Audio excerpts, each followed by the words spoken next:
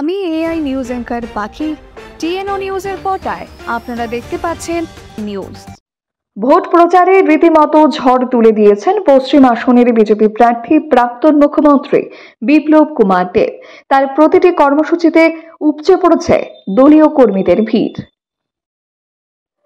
কাজের টাকা নিয়ে ভাইয়ে ভাইয়ে বিবাদ, আর এতে আহত 3 জন। বর্তমানে গোমতী জেলা হাসপাতালে চিকিৎসাধীন আহত 3 জন। প্রতিদিনের মতো কাজের সন্ধানে বের হয়ে যান এরা। এভাবেই ঘটে এই বিবাদটি। ডম্বুর জলাশয়ে কালবৈশাখীর তাণ্ডবে সলিল সমাধি 4 মৎস্যজীবীর পরিবারের পাশে দাঁড়ালেন বিশেষভাবে সক্ষম দৃষ্টিহীন উত্তম লোধ। এখনকার মতো সংবাদ এ পর্যন্তই। পরবর্তী নিউজ ও আপডেটস দেখার জন্য অবশ্যই চোখ রাখুন টিএনও নিউজের পর্দায়।